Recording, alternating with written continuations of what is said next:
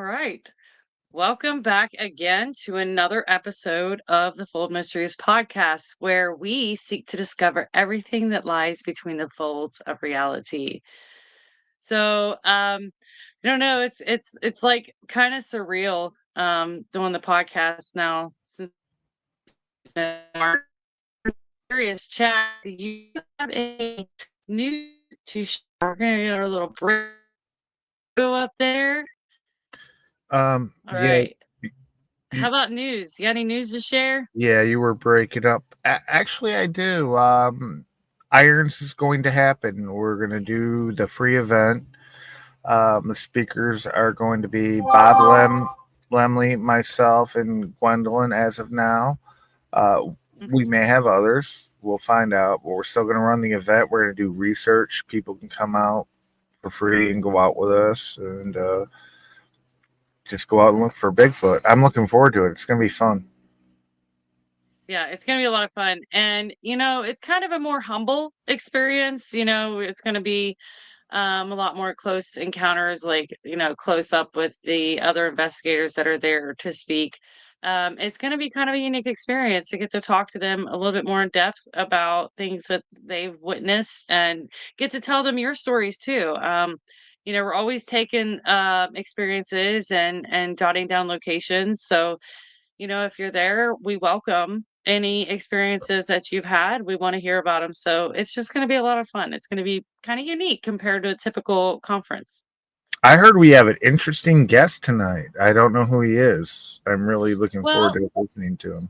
yes, very interesting. I'm actually really excited because I'll explain why here in a minute. But I just want to take a moment because this is going to be my news for a little while. I have Oh. another video of the baby to share. So I got to share it. So I'm going to play it now. Go. Oh, Vicky, honey, good morning. Oh, what are you doing? What are you doing? So cute. Oh. You waking up? You waking up? You're so handsome. Yeah, you are. Look at your little smile. That happy smile, the happiness on that baby's face is, oh my God. It's I like know. He's energetic. so You can feel it. precious. He's so precious.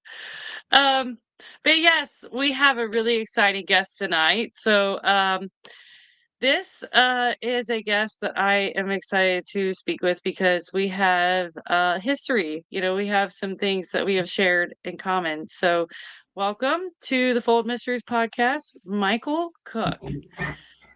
All right, so a little bit about Michael. Michael W. Cook is a dedicated cryptozoologist with over 23 years of experience, specializing in the legend and lore of Bigfoot. His lifelong pursuit of the unknown began at age 16, following a face to face encounter that changed the course of his life. Since then, Michael Cook has committed himself to field research, evidence collection, and public education surrounding North America's most elusive cryptid. He is the acclaimed author of the Bigfoot book series, blending firsthand experience with investigative insight to bring readers deep into the mystery of mythology of Sasquatch. Cook has been featured on the Travel Channel's These Woods Are Haunted and Paranormal Caught on Camera, where his gripping stories and raw encounters have captivated audiences nationwide.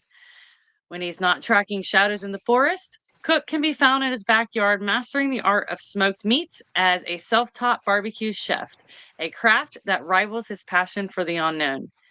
In 2026, Cook brings his Appalachian roots and storytelling charm to a new generation as the voice of Hillbilly Squatch in the animated series Bigfoot and Friends, streaming exclusively on Discovery Kids. From the dark woods of Kentucky, currently residing in central Alabama, to the bright lights of television, Michael Cook continues to be a powerful voice in the world of cryptozoology, always chasing the truth where legends live. I love that. You, my good sir, are a man of many talents. You so not only is your last name Cook, but you also are a really good cook. So, on top of everything else you do for I'm not sure if you still have it, but for a little while you also had a barbecue sauce line. Is that right? I did, yeah. So actually changed hands last year due to some personal reasons, but yeah, for all I know, it's going great for the people who own it now. But yeah, I built it from the ground up, and Sasquatch was my baby for a long time. Yeah. That's really cool. Yeah, you do a lot of things. But you talked about in your bio, how when you were young, you had a very pivotal experience for you that kind of changed the course of your life and your beliefs. So I'm kind of curious. Do you want to share that with us? Yeah, when I was 16, which you've heard you've heard this firsthand multiple times. Um, when I was 16, I went fishing one day. I skipped school and went fishing on a riverbank in Harlan County, Kentucky, which is in the far southeast region. I think you and I went there to this exact spot the weekend my brother got married. Is that yeah, that's correct. Yeah. So I was standing there fishing and kept on hearing something move across the ridge across from me. Nothing crazy. Thought it was squirrels, deer, something. Never in my life would have thought it would have been a Bigfoot. But because at that moment in time, 23 years ago, I didn't believe in Bigfoot. There was no such thing as Bigfoot. People who saw Bigfoot were crazy. People were hallucinating or lying. When this thing took a wrong step, it tripped, it slipped, it done something. It came end over end and tumbled down the hill into the river in front of me. Now, obviously, I thought this is a bear because all I saw was a big ball of fur. And it wasn't until it stood up that I realized subconsciously that it's not a bear. But I still couldn't wrap my head around the reality of this legendary folklore being real. So it made its way up on the edge of the river. It shook itself off to dry off. It started to turn and walk back up the hill, and it stopped, turned, and locked eyes with me. And we had a moment of eye to eye contact, and it squared up. It dropped its arms to the side, and it clenched its fists, and it let out these guttural screams. And to this day, I can still feel the percussion from the Mhm. screams. Um, it Well, of course, I left. I figured out that I could run. I had 2 feet. I could run, so I ran a couple hundred yards to my car and got in, knowing good and well this thing had jumped the river and it was on my heels, getting ready to take me down. And it hadn't done that. It went up in the woods. It went and done its own thing. It didn't have me on its menu at all. But I go back to that day a lot, especially with these interviews and stuff. And I tell people all the time, the look on this thing's face was almost embarrassment. It was like it was Mhm. embarrassed that it had fell down the hill, that it had been sighted by a human. And that is that is a notable emotion, embarrassment, that very few animals in the animal kingdom besides primates show these kind of emotions. So a year later, I come to terms with what I saw, and the rest is history. This November will make October will make 23 years since my sighting. November will make 22 years that I've been an active in the field researcher, and a lot of stuff has went on. Probably the girl sitting right here and shared one of the most um, the most prevailing experiences I've ever had in the woods with me. Yeah. Yeah. That was intense. That was a very intense experience. Um, I do want to move into that because I think as time moves on and you don't recount the story, the experience with the person that you experienced it with, you kind of remember your own version of it because your memory, the things that happened around you, the things that happened stick differently. The things that were And impactful are different than the things that were impactful to you. So that's what I remember most. and that Um, being said, I I can say 100%. I just said this on another show a couple weeks ago. Not one time. Okay, let me state this first, and I don't know if you were going to state this or not, folks. I'm going to tell you something. Whoever's listening, I'm going to give you a little insight into something. Remember, you're watching. Those who have not heard this from the two that it happened to, you have watched it on TV. Remember what I'm getting ready to say. It is TV. Nothing more, nothing less. Yes, 95% of it happened. 5% of it was amped up for that drama. We never ran. I never looked like the guy that played me. um, the Gwen did not freak out. Kenny had a moment. It was I don't know. He never screamed like a girl though. no, no. He was. I was more worried about Kenny that night than I was ever worried about you. And I had you. You were Yeah, calm, cool, and collected. Kenny, on the other hand, and I wasn't worried about something happening to him, like an outside force coming to him. I was worried internally. He was getting ready to drive himself into a cardiac episode, yeah. and He was I white that's and clammy and sweating. It was not good. And he already had health problems, so it was a good idea to get him out of there. Well, which we should go over the whole story. Do you But think before we go maybe he into got that, EMF'd or zapped? Maybe. no, No, no. he had never been out in the field before. This was kind of like a little excursion for him, something different that he's not used to. So when we actually started getting stuff, he totally panicked. He never actually expected, which none of us did, to have an experience like that. That So was the whole reason he we were where we were, is because I knew, like in my heart, there was Glenn Mink and I had been in there multiple times over the past year, where things would happen a year prior, but for a year solid, there was nothing going on. We Mhm. had we Yeah. had we had really, and I was telling you on the way there, there's nothing going to happen. They've moved out of this area, but I'm going to show you where we saw the lights and we saw this and this happened and blardy blardy blardy. And but yeah, let's start at the beginning. That Friday, this happened on a Saturday. That Friday, you and I had just gotten home from the mysterious Monroe house. Yeah, that's right. Yeah. Yeah, I'd forgotten that it was that close together. Because the next morning is when Kenny called and said, "Hey, I'm on my way up," and I'm like, "Why?" And he said, "We're going out today," and I went, "No, that's next weekend." And sure enough, I had scheduled the whole Bigfoot hike and everything with others. If you remember, the kids from the Yeah. college, they Yeah. showed Oh, I up, remember. and they bailed out. They bailed out what, 3/4 of the way up the mountain. They said, "Oh, we got a party to go to." I don't even think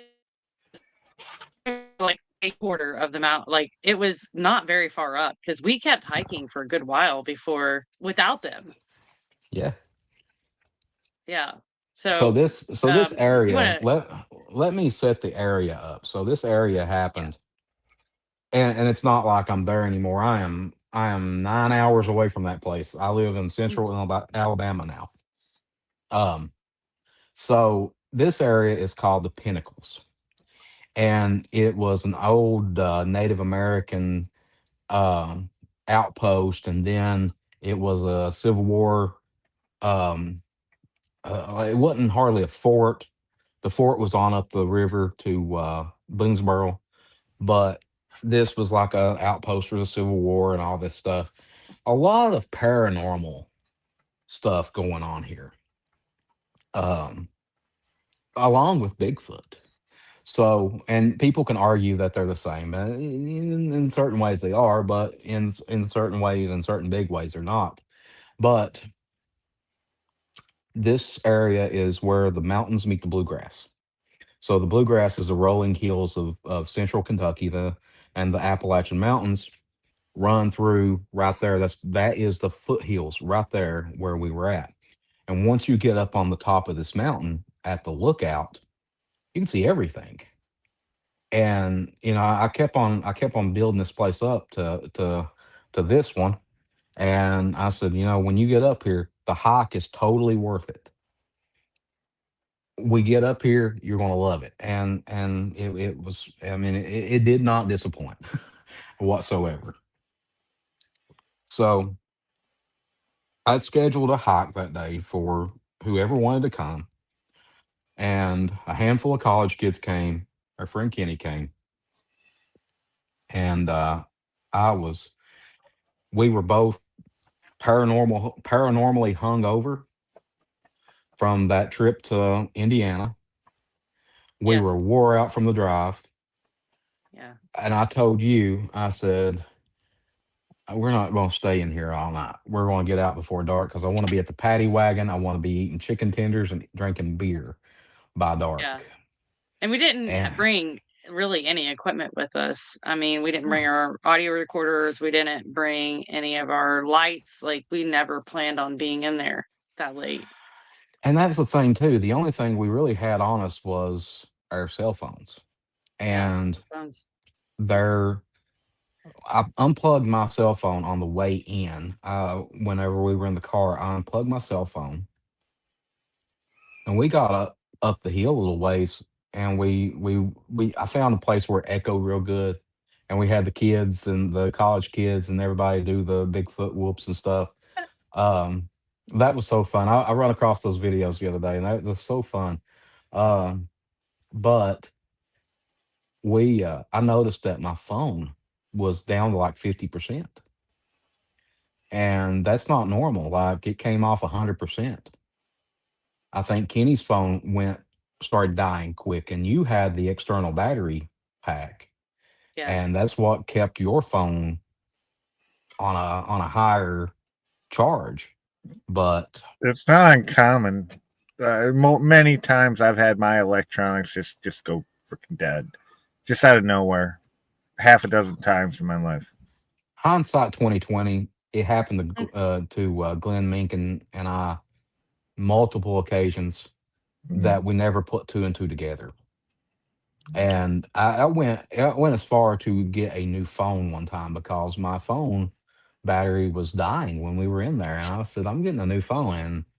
And sure enough, the new phone had the same problems. So I don't know if it was a Bigfoot thing, if they're leeching, if they're feeding off of energy, or if it's a paranormal thing. I don't know. We don't know enough about these creatures to say for a fact. No, we don't. Um, but we get up. Okay, we'll split the difference and say between halfway up and three-quarters of the way up. The kids said, "Hey, listen, we're gonna get on out of here. There's a party going on tonight." So that left Gwen, Kenny, and I, and we made our way on up to the top, and we sat there. We took pictures. Sun started setting, and that's when I realized, and I told Gwen, I said, we don't have lights. Yeah. And I was like, And oh, it gets darker in the tree canopy way faster. it gets very dark very quick there. Yeah. And Kenny, that's one of my I have to play this thing on loop all the time when I'm at these events and stuff because I play it on TV at my booth, and I always get tickled at the actor's reaction when he pulls out the flashlights and he goes, "Guys," and he starts laughing. And I always start laughing, no matter how many times I've seen it. It's funny, but Thank God for That's Kenny, because he really did. He came through. He had, what was it? A working headlamp, mhm. a very dim flashlight, and a broken headlamp. Like, that was the 3 things he had, but there were 3 of us, so it worked out. So we start coming down, and we have a lighter probably would have been more helpful showing us the way than the lights that we had. And But instead of you, being smart, you decide, "Let's take the faster way down." You know, the ones with the cliffs and the ravines on each side of us where, like, you take 1 misstep and you're falling down very far, like, you can't even see the bottom. in Yeah, my but you'll get there defense, real quick. in my defense, okay, what he just said, it's not the fall that kills you. It's the stop. Um, it's that That's sudden true. stop. But in my defense, though, I was starving to death and I was trying to fuel my alcoholism. So, No, you were a good guide, though. which I We have. kept it going slow and So steady, but it was the rocks were He was sick. thirsty. I was thirsty, and that's that. I got an announcement to make I in a know the few minutes feeling. after this. But we get down to this rock formation, and it's very slick. It's very steep. There's a trickle of water coming off of it, and I told her, I said, I'm going to come off first, and and uh, Kenny stepped up, and I said, hey, hold up, you're not going to come off behind me. I love you to death, man. I really do. But he's 6'3", 400 pounds. You fall, you come to me. We're both going to the bottom. Yeah, he should be in front. Yeah. If you So fall. I wanted to get down first so I could show them how to come down. Mhm. Well, Gwen follows my exact footsteps. Bam, bam, bam, bam, bam. She's down. Kenny goes around the side and comes down the worst possible part. Uh-huh. And but he gets down. He's fine. So we're waiting on Kenny to get there, and I hear something up on the hill. And by the time I hear it, she perks up. Did you hear that? I don't know. What'd you hear? And you said, "Oh, it sounded like a footstep," and I went, "Yeah, I don't know." Yeah. And we started on down the mountain, but I kept on hearing something walk beside of us, and these two did too. Uh-huh. And we get down. We're not as far from the cars as the TV show makes it No. out to be. We're Well, it felt like pretty. it, though. It felt like it. If we had to run, I'm pretty sure we could have made it. But I don't know. you don't know. So the we get down there and I said, Kenny, he goes, man, there's something following us and all this stuff. I went, no, there's nothing following us. And I'm the worst person in the world to say stuff like that too, because I'll be very blunt about it. I went, there is nothing following us. It's walking beside us. Uh-huh. It's right here. It's not back there. Now you don't have to worry about back here. Yeah, You it's have to right worry next about to it. you. It's right here. It's right next to us. Um, so I said, you know what? What the hell? Let's try something. So I pick up a stick. And in the TV show, on the TV show, it shows me knocking 3 times. I never knocked 3 times, did I, Gwen? No. I knocked once. And does anybody know why I knocked once? When I smacked it, the tree limb that I got was rotted and it broke. And I went, huh. And I said a couple other words. But when it snapped, it went pretty good. It wasn't 5 seconds. Yeah. Right here on the ridge. And I look around at her and she sees the look on my face. I'm super excited. That was a Bigfoot. And I look over at Kenny and all the color come out of Kenny. And I was Granted, like, this was my first Bigfoot encounter. Like, so I really wasn't expecting it. So when we heard that knock back, I'm just like, really? We got that? And you just looked at me and you're like, We got that. But the funny thing about the whole ordeal is when that knock happened, we heard footsteps on both sides of us. And I thought, there's one right here on this ridge that just smacked that tree. There's no possible way it could have made it down here that quick. There's never just one, dude. You know Never that. just one. And I tell There's people never. it's like a copperhead snake. If you see one, you better look around because there's another one. Yep. Um, If there's only so one, you're in trouble because that'll be an aggressive one. If if it's there's But only one, then it's left its pack and yep, it's very yep. aggressive. There's a reason why it's by itself. Mhm. that's Um, yeah, that's true. the but the night went on, and after we heard the footfall around us and everything, I told Gwen, I said, "You got the phone with the best battery. Mm.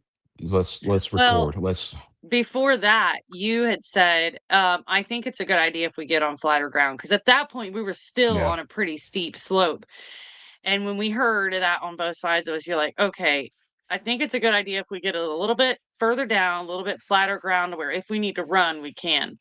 I'm like, yeah "Okay, sounds good to me." And then that's when we got down there and we started kind of like unpacking some stuff, like my phone, and I pulled my portable charger out, and you had initially started to try to record first, and my wasn't even phone. 2 minutes in, your phone died. Mhm. So then that's when I picked up the recording, and instead of doing a recording, we decided to do a YouTube live. But we I'll let didn't you take it share from it. there. We Yeah, didn't no, it share was it. We live. had it. Yeah, it was It was like playing live. it was playing live, and we had like one viewer on there, but it was only people that was following our page at the time. Yeah, we had like 1 or So 2 viewers, but they were trying to tell us that the feed wasn't coming through, it kept messing mhm. up. But we couldn't see that they were trying to tell us that because everything was fritzed out.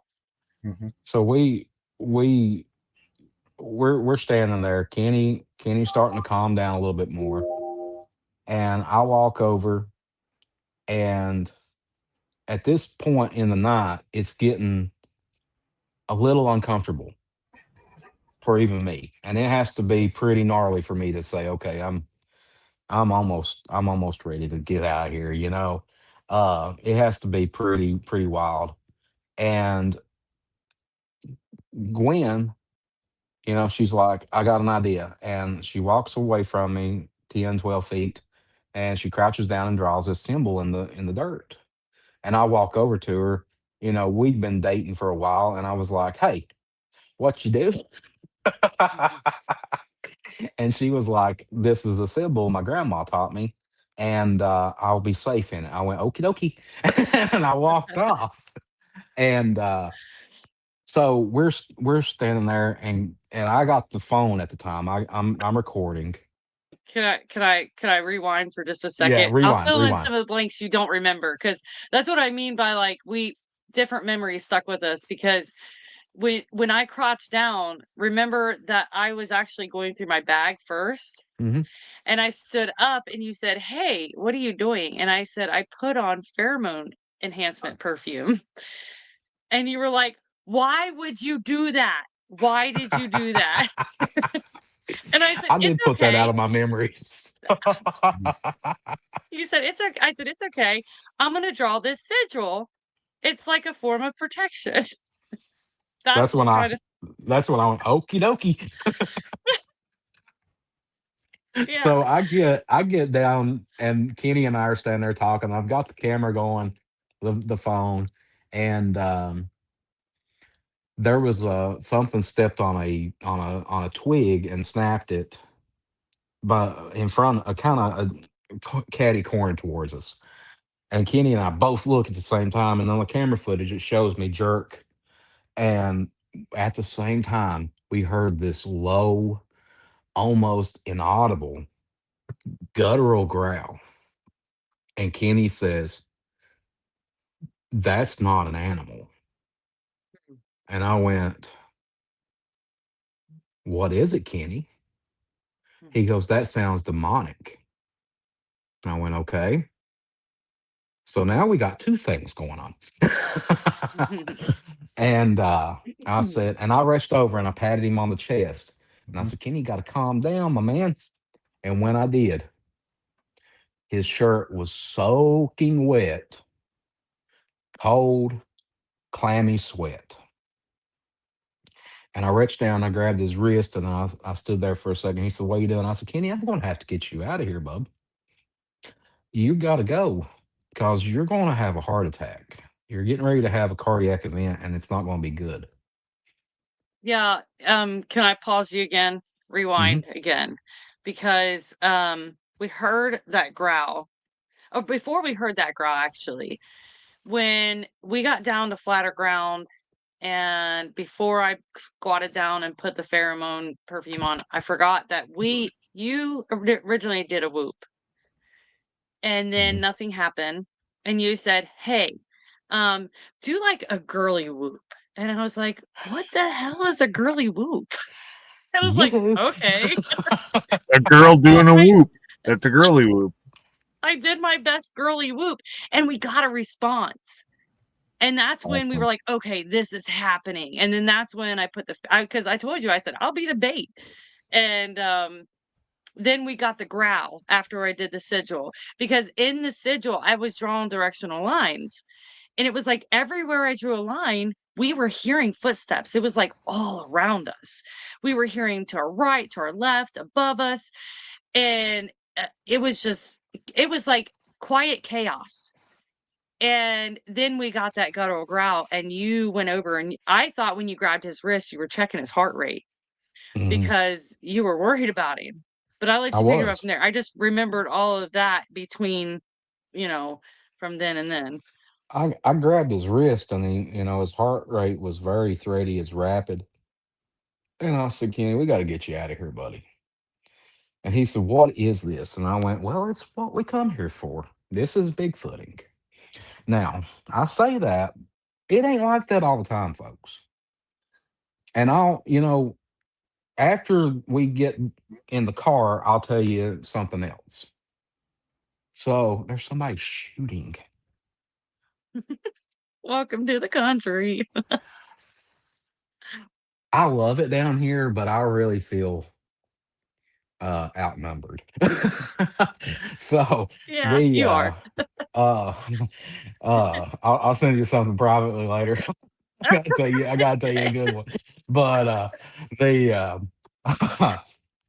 so I walk up to Gwen. She's still crouched down there in sigil. And I just reached down and I touched her shoulder.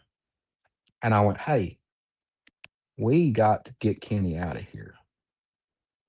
And as soon as I touched her shoulder and told her that, something came straight toward us. Doo, doo, doo. And before I could realize what I was doing, I had drawn my sidearm and I was pointing straight at where this was coming from. And I said, Yeah, "Stop. You got to stop. We I are remember. leaving." Yeah, I remember. I thought I was pretty sure I was standing up because, and I could be wrong, but I was pretty sure I was standing up when you reached over and you touched me because when we heard, because I was facing you, I was between whatever stomped at us and you guys, because I was standing in my sigil and you guys had just kind of worked your way over that way, for no reason really. And I remember when I heard that, I was facing you and I spun around and I had my little teeny tiny dim flashlight and I remember like leaning down and like more of like a submissive sort of position, but still being standing up and just waiting for whatever was gonna come into that flashlight view. And then as soon as it stopped, like literally right outside of the flashlight view. So I never saw you pull your gun because I was facing the other direction at Mhm. this thing. And that's when I finally turned and I looked at you and I still had the phone going on the YouTube live and I looked at you and I said, and you said, "It's time to go." And I'm like, "Yeah, yeah, let's go." Yeah, we've pushed our luck way too far. So we Yeah. get I mean, the down through ground there. shook. We get down through there, and we make our we're making our way down. And I take my little dim flashlight and I look over my shoulder and I seen something take one step across the 8 foot trail. And I was like, don't run, but we gotta go. Like, we have got to get out of here. And, it's all fun and games when stuff is happening at a distance or you're tree knocking back and forth and this thing's a mile away. But it's a different story when it's in your face. Mm-hmm. You're in a completely different, you're in its room. You're in its world right there.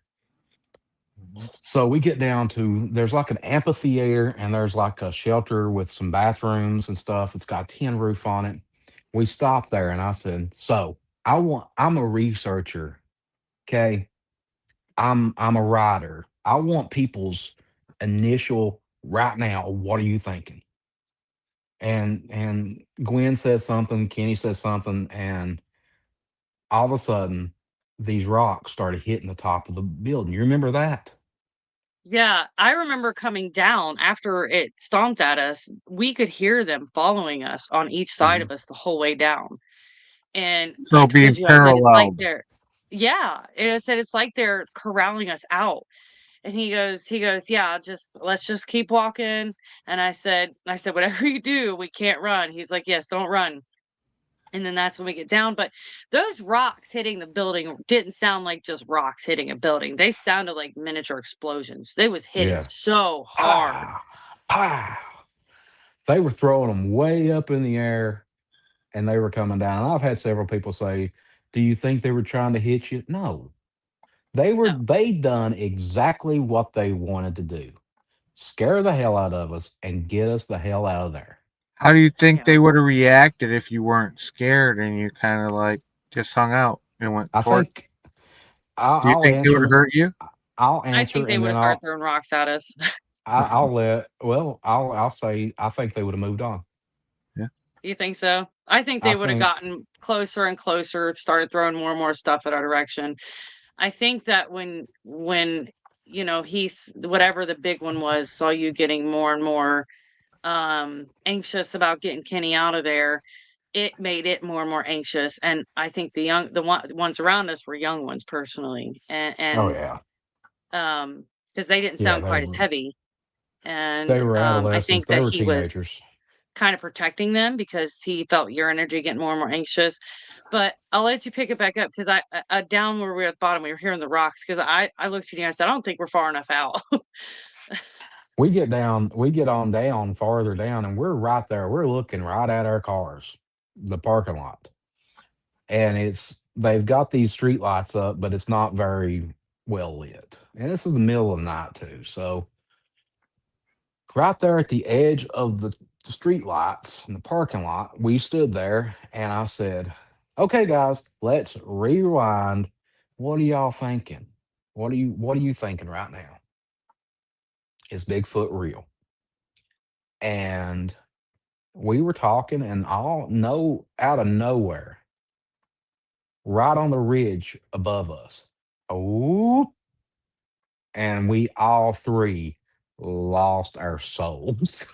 And you can say what you want to say, but all three of us just stopped everything we were saying and doing. And I went, Please tell me y'all heard that." And then it went on up the ridge. Oh, whoop, whoop, whoop, and it went all the way up to the top.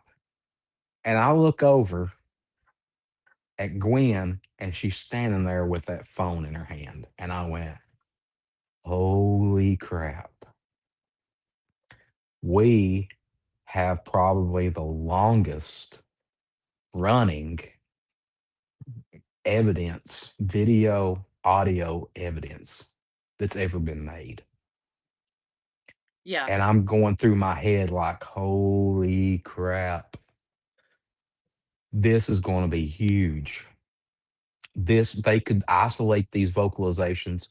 They could do the same thing that Scott Nelson done with Ron Moorhead, and we can finally we've got evidence, not a footprint, not a blurry photograph, not some grainy sounding audio.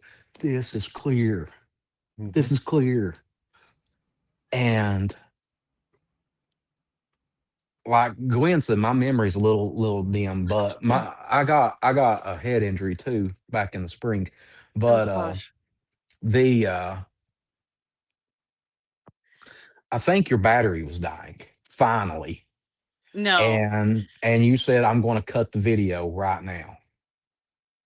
Well, I There was a think I reason remember why. why I cut the video because I remember when we stepped off, it was like almost a wall that we stepped through, this energy that we stepped through. We Everything left the stopped. we left the grass and went into the parking lot, and it was like the moment our feet hit the blacktop was when um I felt safe again. Like I felt like it wasn't so whatever was around us wasn't so stressed. And when we were hearing the whoops, we were talking about, I'm like, oh, we're like, oh my gosh, we're actually getting these audios. And I'm like, are you kidding me? Like the whole time I just kept going, are you kidding? Are you kidding? Are you kidding?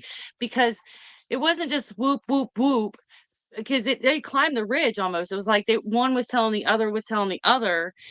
But then it was just like they all started sounding at once, and it was so many. They were just like whoop, whoop, whoop, whoop, like all over the place, like all over in that one area. And we waited, and you were kept trying to get me in the car. He was like, "We gotta go, we gotta go, we gotta go." And I was like, "Hold on." And I said, "I want to process this video." That's what it was. And because I was afraid if we left, we got down that ravine, it wouldn't, like, we'd lose service, it wouldn't process. So we're trying to wait to process the video. And you know how YouTube lives, I don't know if they still work the same. I haven't done one in a long time, but it used to be after you ended your live, you'd click the end live button and then you click process. And then once you hit process, it would save it onto your YouTube page, your actual YouTube page. But it would play live in the moment. Well, it just sat there and the bar just kept going like this. And I'm like, oh my God, something's wrong. It's not processing. And it just kept doing it, kept doing it. And then all of a sudden, boop, process failed. And I'm like, no. I was like, I don't know what to do. I was like, Michael, what do I do? And you were like, I don't know. And so we're like trying to figure it out. And I was like, let's just go. And it was like when we pulled out of there, it's just everything just went silent. And the whole time I was still trying to process this video. And I said, should I hit the back button? And you're like, I don't know. So I hit the back button and it brought it back to the other previous page. And I hit process again and it processed successfully. But it cut, or it was like a 57-minute video Yeah. down to 9 minutes and something. So that whole insane experience was gone, gone, no record of it. The only thing we caught was one small growl. That was it. And we didn't catch that up until we got to Philadelphia and was sitting in this Well, hotel room the night before we went to record this episode for travel. yeah, go, And you guys encountered it. You know, that's the most important part. Whether you got it or not, because that's what I argue with people now. Like, where's your evidence, man? Right here. you got it. Yep. No. Right here It and was right here. heartbreaking though. Yeah. And 2 weeks later, Gwen and we went back. If you remember this, because the moon was so bright. Yeah. That And was a little we scary. we went to the exact spot where this happened Hmm. and sat down forever. There was nothing going on. There was no crickets chirping, no nothing. Well, that's when I they're there. mean, there was It was there was like a few things that happened, but it was weird. They were weird things, but it wasn't we like a close encounter. It was almost like they were running from us. we And I was like, went what if they're not running from us? What if they're running we from something else? And it we was like the went to whole the place was top. closing in. We went to the top of the mountain, and she has her spirit box with her, her ghost finder, whatever it's called. Ah, I'm not a yeah. paranormal guy. And she asked the Mm, question. You just remembered. yeah. She said, "What's here with us? Who's here with us?" And as plain as day, God strike me dead right now. It went Bigfoot. Really? And I went, all right, I believe in it now. Like I believe in the spirit boxes. And she kept on. She's like, where is Bigfoot? And it said cold. And then it went go east. Yep. The east pinnacle is toward the direction that we had our encounter. Yep. Dude, I'm getting So chills. Yeah. and you know it, and you can read this very tale in her words, because I think I'm not misspeaking here, I hope, but I think that she has agreed to write the encounter for this next Yeah. book.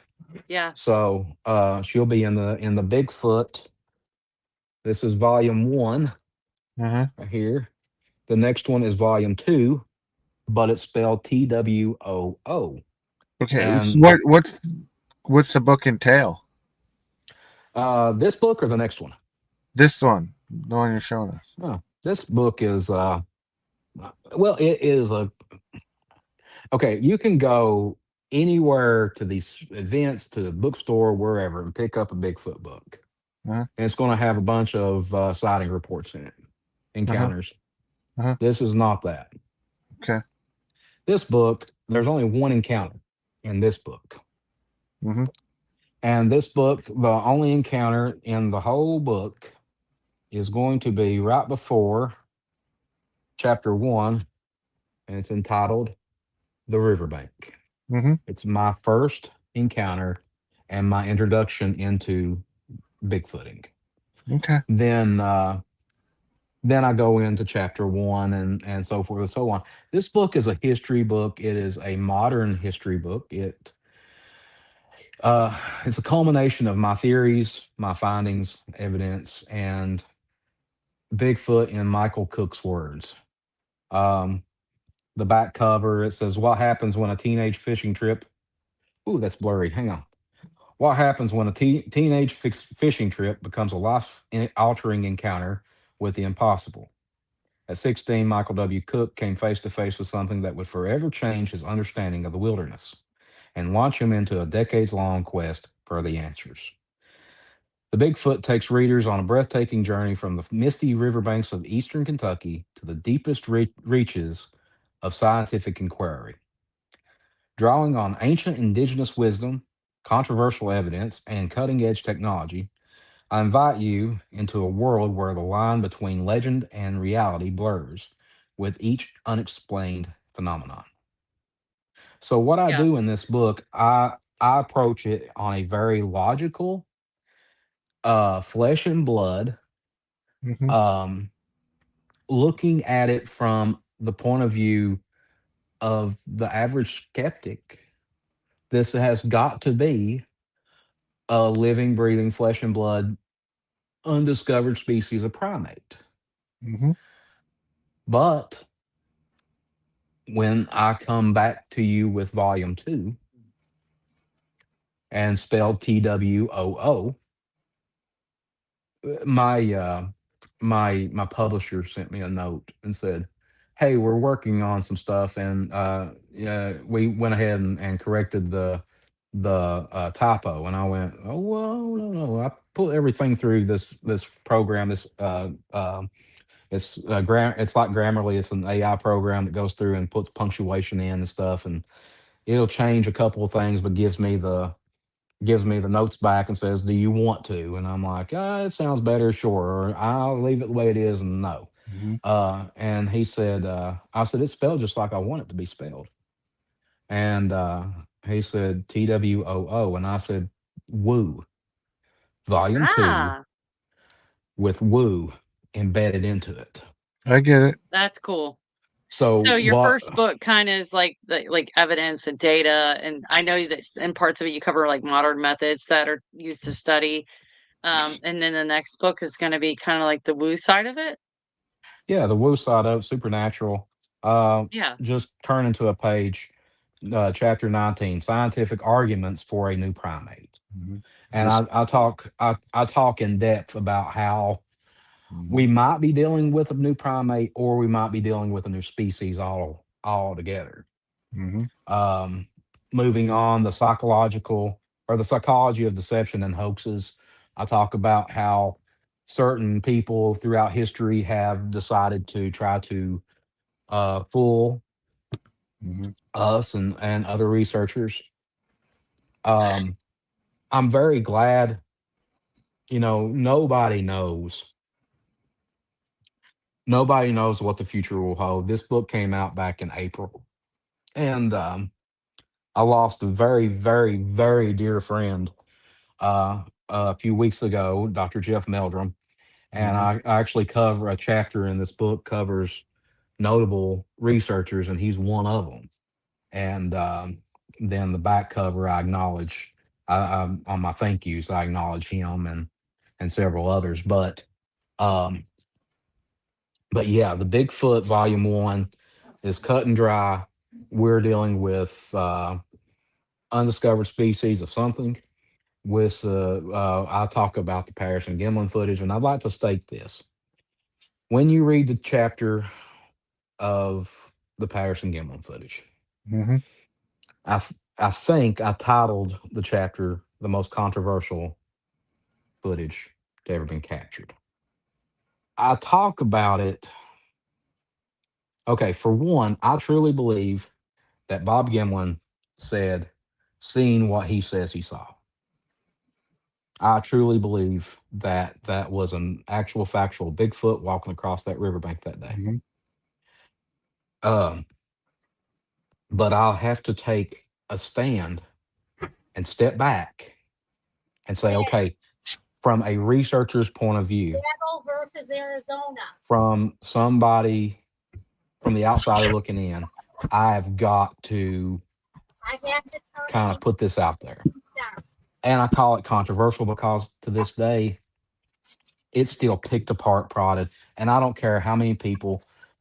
Jeff Meldrum was a huge proponent for it. Um, he's the one who come up with the size dimensions, the dimensions for the patty, Bigfoot. He's the one who come up with the weights, which him and I kind of didn't see eye to eye with the weight distribution, but he had a PhD and I don't. So there's his argument, and I think he actually said that to me one time. He said, what's after your name?" And I said something. He said, "Yeah, mine's PhD." Uh, I so, love it. um, And, let's but be honest, it is the most scientifically, openly researched Bigfoot footage ever. and I've been there. That the summer before you and I started dating was when Jeff Ellis and I went to the Patterson Gimlin site. And we were there on July the 5th, 2018. And Jeff, we hiked down this long logging road and went down to this site. It don't look anything like it did back in 67, of course. But standing there, you get that awe feeling, you know, like, holy crap, I am standing in the spot where Roger and Bob stood. They got it marked where you can stand where Bob Gimlin was standing. And if you're looking at the river, that's the angle that everything was at. Hmm. But the thing that came across my mind, if and only if it was a hoax, logistically speaking, it would be a nightmare to do that on that scale because Oh, you would have yeah. to get You the couldn't suit. hoax it that good at that time. At that No, time, with the equipment and everything, you couldn't hoax it that good. the There, Stan Winston, famous special effects artist in Hollywood, hmm. um, he said, if it was a suit, okay, they were way ahead of their times. Whoever made it missed their calling Yeah. to make a lot of money, and Yeah. whoever wore it was a hell of a man because the suit itself would have weighed somewhere around 500 pounds. Hmm. To be that So detailed and everything. Yeah. Yeah. to be that Yeah. detailed, and you'd have to wear a structure over top of you, and all this, it would just, and to move, it would have been a very rigid movement to walk around in something like that. Yeah. Today, we are just now getting special effects, not CGI or anything, practical special effects to the point to where people can move fluidly in these costumes and stuff. There's no way. There's a way it would have costed a Hollywood dollar Mm, that Roger Patterson and Bob Gimlin did not have.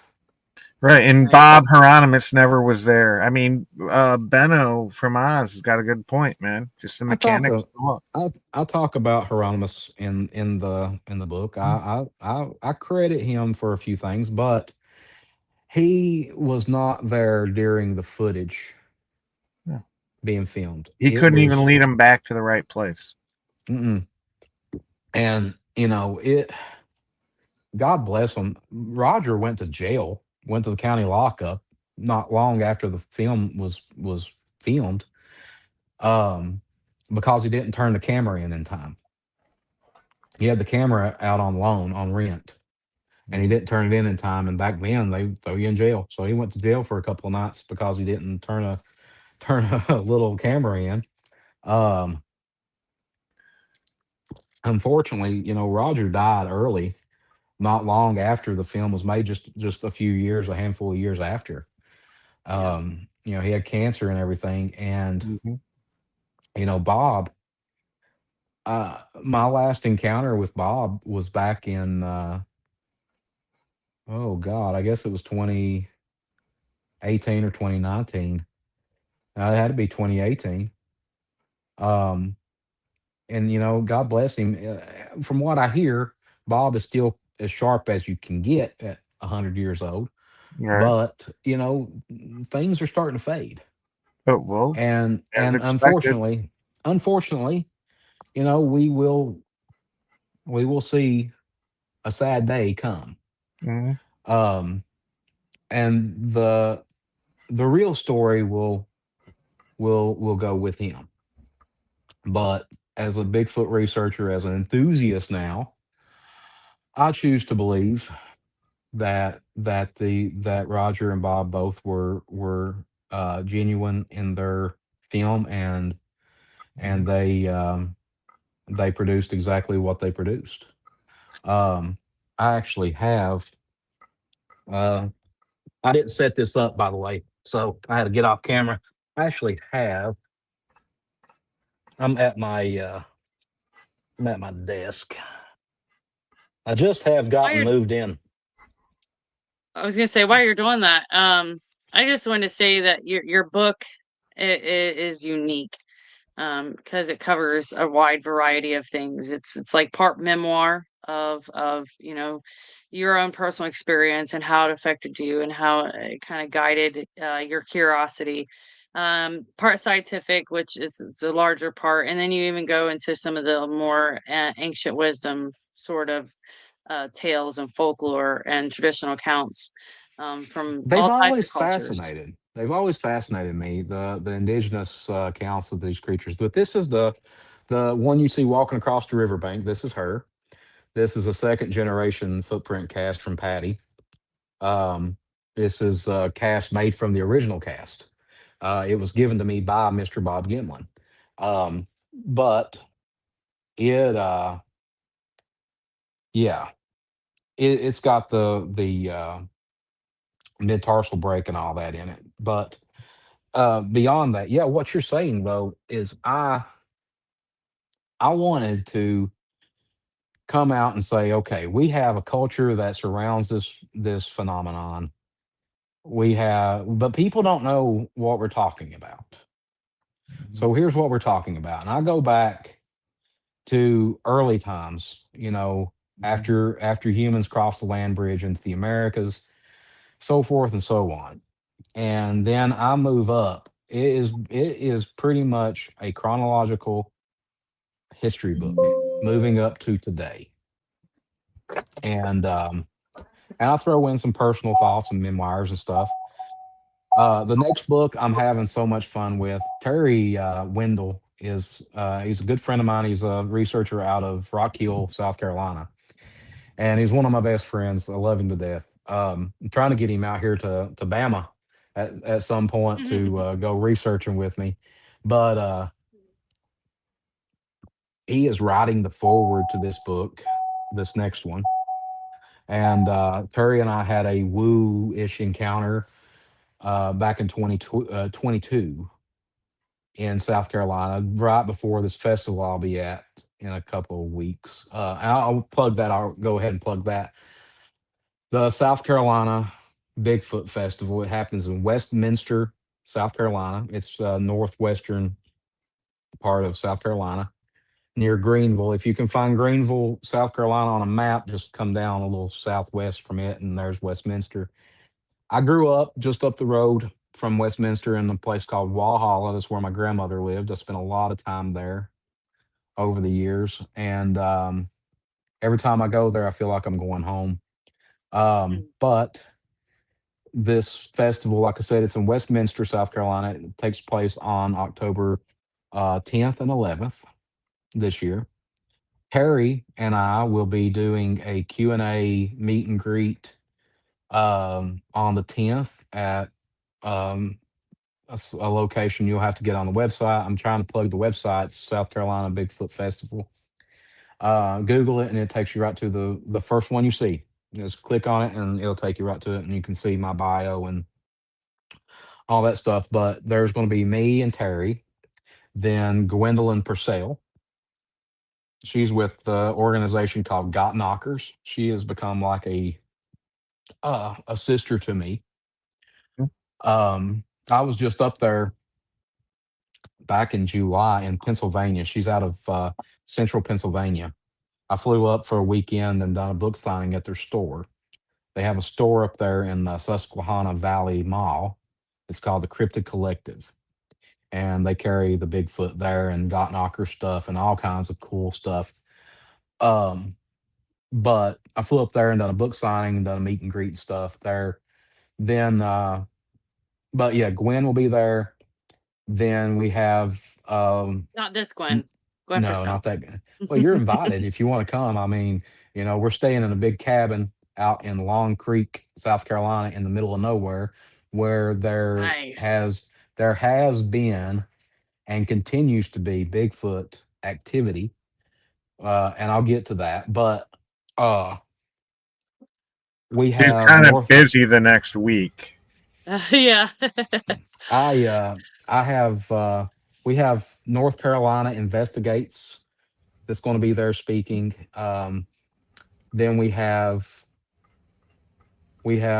Rick Rails. He's in South Carolina. He's a researcher. He will be speaking. Then we have a very special guest that blew my mind when I found out when they called me and told me she was coming. I said, "Oh my God." Her name and the Bigfooter community will not know this, will not know her name. Her name is Sonny Westcott. And Sonny is the chief meteorologist for the Department of Homeland Security. That's interesting. And she is going to be talking, like, we had to move around our speaking schedules because we all speak a couple of times throughout the festival. And I said, that's not going to work because Sonny's speaking then. So we all worked our speaking schedules around so we could watch her speak. But she's going to be talking about the impacts that weather events have on Bigfoot activity, sightings, migration, and so forth and Ah, so on. Nice. So very cool. it's going to be one of those moments where you take a pen and notebook and you jot down notes while she's speaking. It's Or and better yet, a digital audio recorder. she sent me a text the other day and she said, because we're all in this group chat and she got my number, she sent me a text and she says, "Hey, I'm coming to see you speak." And I said, "It's not going to be as good as yours." So um but That's cool. I will be doing something called the Bigfoot Revolution. And it's kind of a ongoing thing where Next year, it's going to be called the Bigfoot Revelation. And, people think of revelations in the Bible. It's not what this is. It's revelations, where we're at, where we're going, and what we're doing. But that's another thing I was going to say about the book. If you've ever seen my presentations that I do, this book kind of, I mean, I cheated a little bit because it kind of goes with my oh, that's oh, there that guy reads it, so everybody else should. Mhm.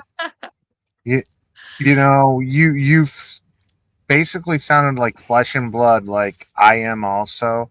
But deep down, do you believe it? Could it possibly there be an interdimensional contact connection with them, for especially the way how they they're rarely seen, and I trail say camera. this: 23 years ago, if you'd asked me what these creatures were, I would have said flesh and blood, undiscovered species of primate, somewhere between us and a gorilla.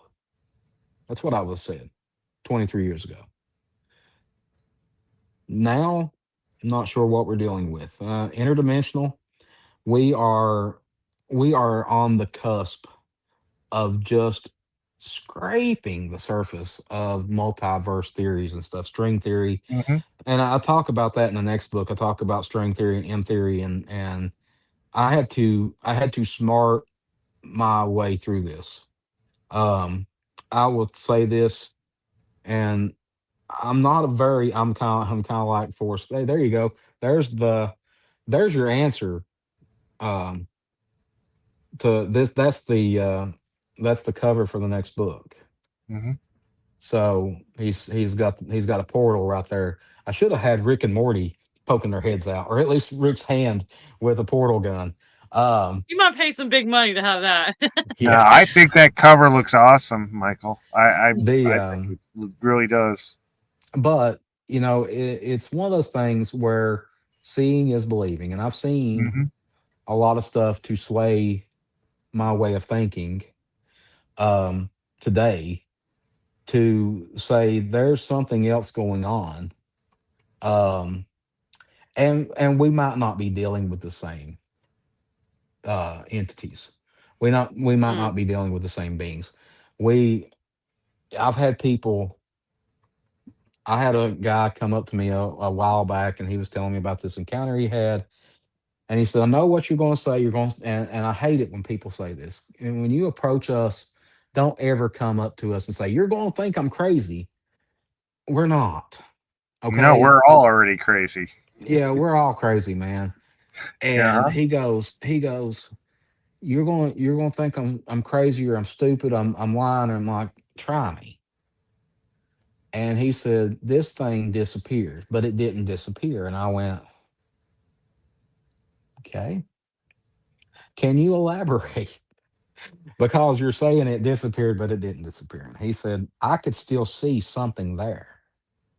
And I'm going to say this, and this is where you're going to start laughing at me. And I went, okay. Have you ever watched the movie Predator? Mm. And I Yeah. stood there and I was like, yeah. He goes, whenever it goes invisible. And I went, yeah. He goes, that's what Mhm. it looked like. What got me with this guy, the term used for this phenomenon is called cloaking. He never once said cloaking. So I knew that he wasn't reusing something that he had heard or watched or whatever. He said it turned invisible. It turned clear. And I said, and it was almost like he was waiting on me to bust out laughing. And I never did. I said, I probably had a nervous giggle. I was like, I wish I could explain it, and I can't. I always called it shimmering. People call it cloaking. I called it shimmering. But Well, there's animals in the known kingdoms mhm. that have a very good way of camouflage. And I believe that if we God, it's such a dark line whenever you say this, but when we have a specimen, we might be able to figure that out if that's what we're dealing with. Well, Again, I don't know if we're dealing with the same creatures. I, I'm in the belief, Michael, that we have many specimens that the government has already taken some. So, Well, it's possible, and you know, a few years ago, I was in B Mills Festival, just Hawken Hills. I was there speaking when Congress was having their alien, their UAP session, and everybody was coming up to me that day. Let's see, Wild Bill from Mountain Monsters was there with me, and then Cliff Barrickman and a few others was there, and they kept on coming up to all of us. What y'all think's going on? Yeah, yeah. I mean, yeah, it is what it is. It's the government, though. Um, it's the government. Gwen can tell you a lot about me and the government. If you ever go camping with me, don't ever think that you might not wake up to me outside sitting around the fire talking to a possum about how libertarianism is the way to go. well, the last thing you need to do is give me a reason not to go camping with you, bro. I will talk. I will be out there trying to convince a possum that a Uh, possum and a the, raccoon is that the libertarianism possum will is. be in my tent. But the government is a little suckling pig feeding off the tit of America, the people of America. The government, people say, "Oh, you must be a Republican." Wrong. You must be a Democrat. Wrong. I'm not none of it. I am a libertarian.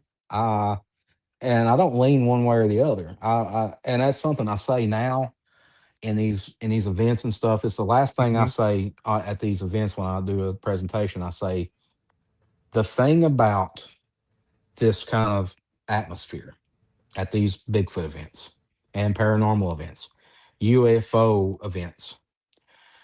It doesn't matter if you're black, if you're white, if you're gay, if you're straight, if you're Democrat or Republican. It doesn't matter. What Or if you're matters an is alien. yeah, it matters that we're there together. Yes. Yes. And Yeah. recent events, I will say this with the utmost um, respect for anybody.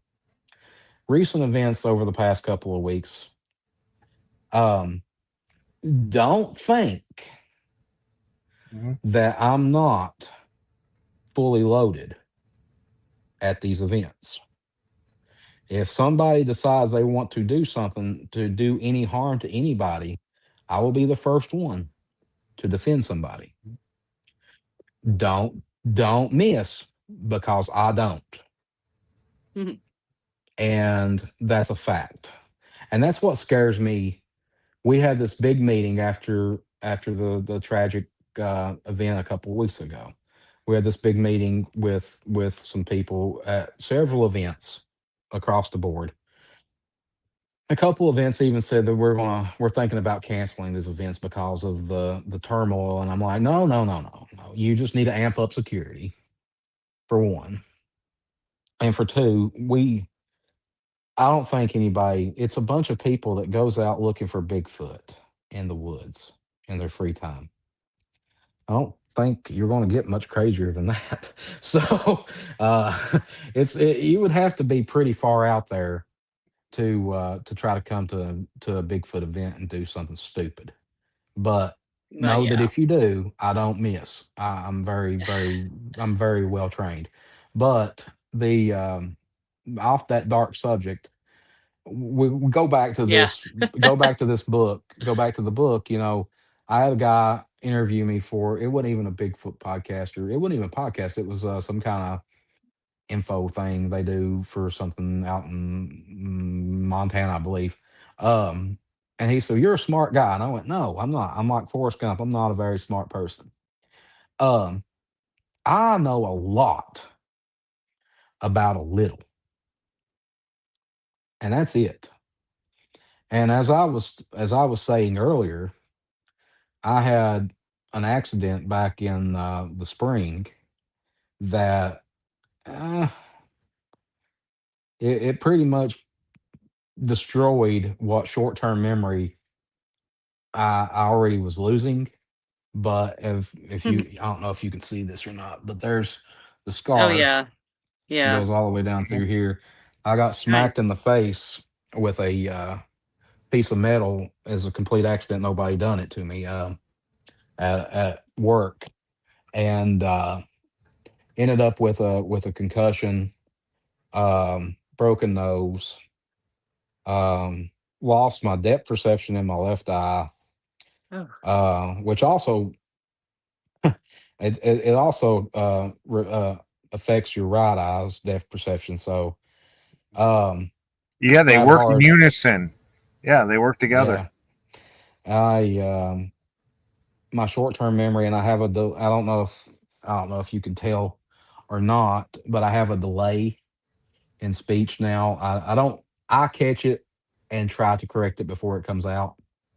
But there's sometimes where I say stuff two times and not like tell you something now and then wait 5 minutes to tell you the same thing. Everybody does that. But almost like um I'll say some okay, just the Bigfoot, and it'll just be a double word here and there because I haven't caught it. my brain does not comprehend that I've already said that word. Hmm. So it's saying it again to make sure it's being said. yeah. It's almost along the same lines of like a stutter. My cousin stuttered, and that's what he would say. It was like his brain did not realize that he had already said the word, so he would say it and say it and say it. So The worst thing that's happened so far, uh-huh.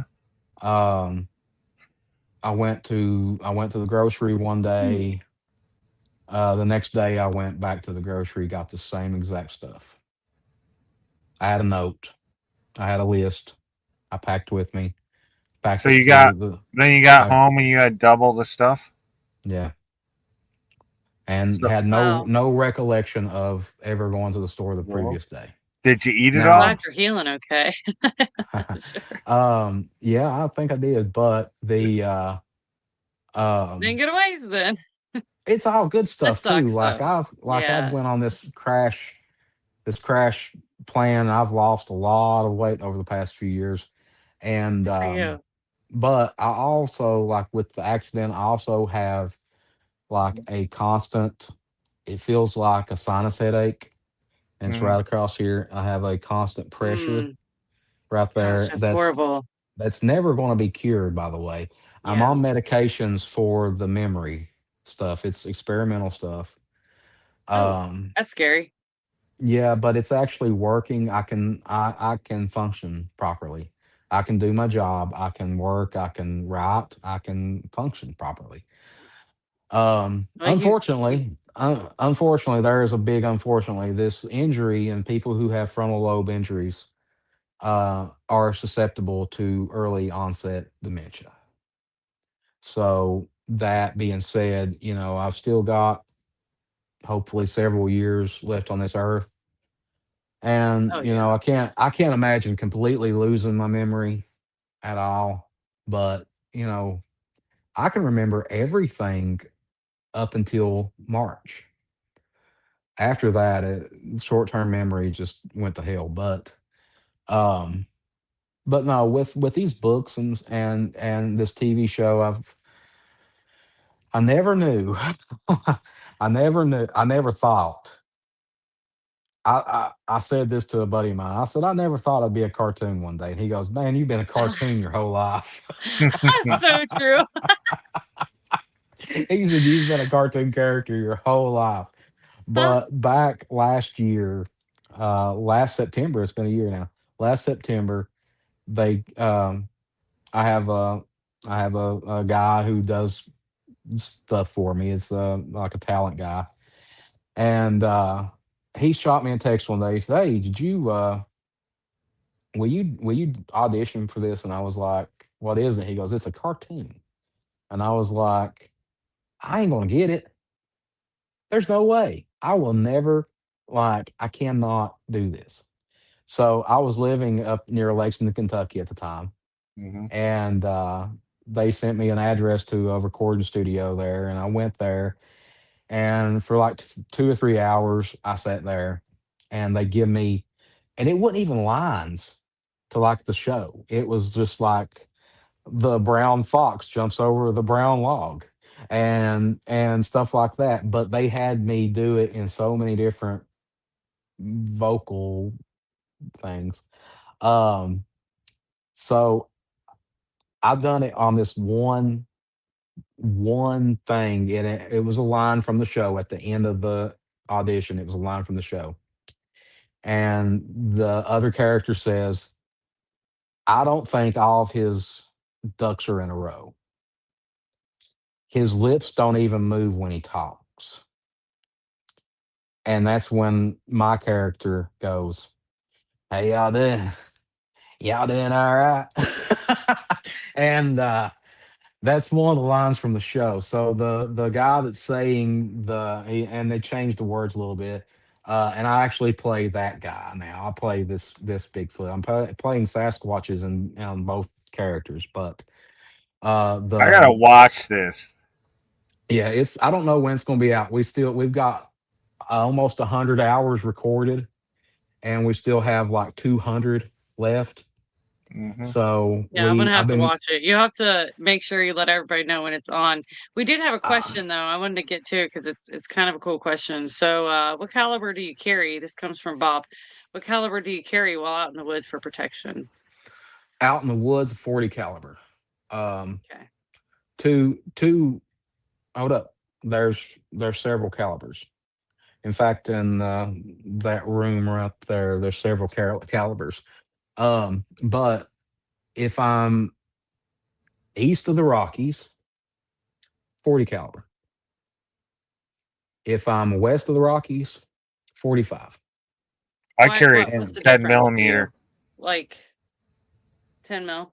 What's the Yeah. difference between you, Michael? Like, why would you carry one versus the other in different um, locations? Just because the animals? known animals, grizzly Yeah. bears, cougars, which a 22 will take down any animal. 22 caliber will. 45 will effectively deter a grizzly bear. Um, a 40 caliber is sufficient out here. East of the Rockies, it's sufficient out here. The uh, uh, on the street in my vehicle, 9 millimeter. Yeah, that's all you Um, need. yeah, that's all you need. Um, Would you ever like shoot a Bigfoot? This is just my curiosity. no, I don't unless I had to. Yeah, unless he's like tearing you apart. Unless Mm. he's seriously threatening my life or somebody I love's life. Yeah. And that's the whole reason that somebody asked me one time, why did I pull my firearm during our incident? And I said, because I had two people that I loved Hmm. with me. It wasn't for me. I had two people that I cared about greatly. And I wouldn't have been able to live with myself if something would have happened to either one of y'all. Um, I wouldn't have been able to live with myself if something happened to Kenny, non Bigfoot related, if it would have had a heart attack and died. I wouldn't, because I put you all in that situation that night. Yeah. I was the catalyst to get you all out there. It would have been my fault, no matter how you say it. It would have been my fault if something would have happened. Uh, no, if one's tearing me apart, the gun's not for the Bigfoot. Yeah, true. Yeah. Yeah. No, I'm 'Cause you're I'm done for. pretty I'm done for anyway. I'm gonna get it over Yeah. with. Yeah, Yeah. I'm gonna go ahead and get it over with and be done with it. Uh, Yeah. but I always thought that Cliff Berkman and I talked about this a while back, and he says that his Cliff Berkman from Animal Planet's Finding Bigfoot. He said Hmm. he's a terribly good friend of mine. He said my way to die would be getting torn apart by a Bigfoot, and I'm like, it's kind of morbid. My way to die would be in my sleep, uh, Same. completely away from Bigfoot. But if it Mhm. did happen, I would, I would, I would like to think that I'd be up in the great beyond, and my grandpa would be like, So what took you out? And I'm like, Bigfoot. Heart attack got you. Bigfoot got me. We're not the same, old man. Hmm. But no, speaking of though, like we were talking about my barbecue business, my barbecue sauce business. The reasoning I sold it last year was because, and Gwen knows this, my mom just she got cancer. She just out of the blue, like, hey, I'm sick.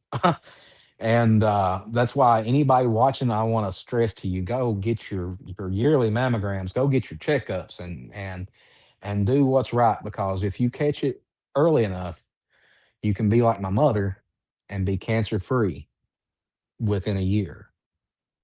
But my dad had heart surgery. Um, he's going to have another heart surgery. We just found that out today. Hmm. Um, so, between I work a full time job, I try my best to be a dad to my kid. And by the way, Gwen, holy crap, he's 17 years old, completely different person than you remember. Wow. He's a head taller than me. He's probably 100 pounds heavier than me. He's a monster. He's huge. He's going to be a big man. Uh, but priorities, and that's like today. Right now, my move to Alabama, I kept it a secret from a lot of people. I took this job. I came down here on August the 11th, or I came down here on August the 9th, and then started work on the 11th. And I work a funky schedule. Like I work 5 days, 4 a.m. to 6 p.m. Then I'm off for two, and then I come back and work 6 p.m. to 6 a.m. for 5 days and off for three. So I'm getting ready. Tomorrow night will be my night shift rotation start. So research and stuff, priorities have completely. Bigfoot has always been on the bottom of my priority list, but it's even more so now. It dug a hole to go on down into. I still research. I still go out. I went out a couple weeks ago to I can't say it right. I'm not. I'm going to butcher it, and people from Alabama's going to watch this and be like, "You idiot!" Uh, Mount Chiha. It's out on the east side of Tuscaloosa. It's beautiful Oh, out there. nice. Nice. Um, Did anything happen? no, no, it's so brutally hot down here. Like, like I'll tell you what. I'll tell you how hot it is. It has cooled down from 96 degrees on average high with 100% humidity. The humidity's dropped a little bit and it's cooled down to about 88 for daytime highs. Wow. Yeah. Just that 8 degree difference is noticeable. Um, and I'm from Kentucky. I'm used to the humidity. I'm not used to the heat. Yeah. So, everything is kind of hot down here. And I was talking to another researcher from this area a while back, and he was like, brother, you're wasting your time going out right now. He said December, January, late November, December, January, February, March, April. Those are your months here. Yeah. I've noticed over in my area, it's kind of like September through November. Well, see, that's like Kind of like the which we're from, you and I are from pretty much the same climate. yeah. Um, you know, September, October, November, those are your Yes. squatching months. Yes. Yeah. December starts getting too That cold. sounds like hunting season to me. That's It's like it they're moving. Yeah, coincides. they're moving and Yeah. they're more It coincides. active. Yeah. They come in closer. It's just Yeah. your chances of getting some sort of encounter are a lot higher in Mhm. those months, and even evidence wise too. December and January and February are so brutally cold, Yeah. and the ground is so hard. And then I'm you not get a a cold break. climate weather person. You get a break in March, and then lo and behold, if there's not a friggin' spring snowstorm, spring winter storm that hits Yes, around the end of March, early April, always. and God forbid we try to do anything productive during those times. But the researcher I talked to the other day briefly, he said that November, December, January, February, March, April, those are your months down here. And then it gets so hot you cannot. It's actually physically dangerous to get out. And I didn't know this until I got down here and moved into my place. This is my little home here. That I thought alligators were farther south, like toward the Gulf. Oh, they are, but they're also up here. And they're that's wild as crap around here. Like the other And their night, population is growing really fast in places like Louisiana, Alabama, freaking North Carolina, South Carolina. Their population's growing. around here, the other Georgia. night, there's animals here that I've never encountered. Like I got my first dose of an armadillo last year in South Carolina. Last week I took my trash out to the dumpster out in our on our road here, and for 20 minutes I watched two armadillos make love. Really? Like, Yeah, Was it entertaining? yeah, yeah. But I Yeah. don't I don't have a whole lot going on anymore, so that was the highlight. My brother walked out. He's like, "What are you doing?" Because he lives on the other What side of the element? loop. And he goes, "What are you doing?" I said, "I'm watching these armadillos make sweet armadillo love." And it became uncomfortable because they were making a sound, Oh oh, Lord. and okay. and it was Oh going, Lord. Eh, We try to keep this PG-13 around here. yeah, but it was squeaking, and it was unnerving. And I was standing there. I had my vape right here. I was like, Uh, so then they done what they done, and they went off on well, on their way. But I don't know. uh timber rattlers, there's a lot of them around here. There's like several different species of rattlesnake here. Have you ever watched them do the Humpty I Bumpty? watched I watched a couple of copperheads one time. I came up on them dancing. They dance. Really? They have like a little dance they do. They stand straight up and they sit there and dance, and somehow It's incredible. life finds a way. And you made me it's choke. I incredible. laughed. I The only had thing to mute I've for a ever seen, second. I've seen dogs and cats do it. Nothing else. Oh, I Oh saw a Ah, yeah. rabbit do it once. dang, Chad, You PG-13 over here. you I know you know And what aren't you the one that gave it that warning label? you know what the boy rabbit said to the female rabbit right before they made love, right? What's that? This won't take long, did it? That's funny. This won't take That's long, did good it? stuff. Uh, Well, but I'd be no. really excited. If How you long ever have you watch lived in Sasquatch, Alabama? how long have I been here? Yeah, yeah. What is today? The 25th month and 15 days. oh, Oh, jeez. so you're getting into the time where you get to research like a more active season in your area now. Yeah, yeah. Uh when the time comes, I should be able to. And another thing, like I just noticed it's raining. Like they were not giving rain. Eh, The storms here are outstanding. I love a good storm, oh but wow. these are a little bit spooky. These Eh, these these come upon you quick. wow. So I won't be going out anytime soon without being fully prepared with rain gear Yeah, and that's stuff like that. interesting. Yeah. But Yeah. I it feel like uh, every weatherman everywhere gets it wrong though, honestly. Let's be honest. yeah, they do. They really do. But there's this weatherman here in Alabama, and they everybody at work says everything is good as long as he's got his jacket and his tie on.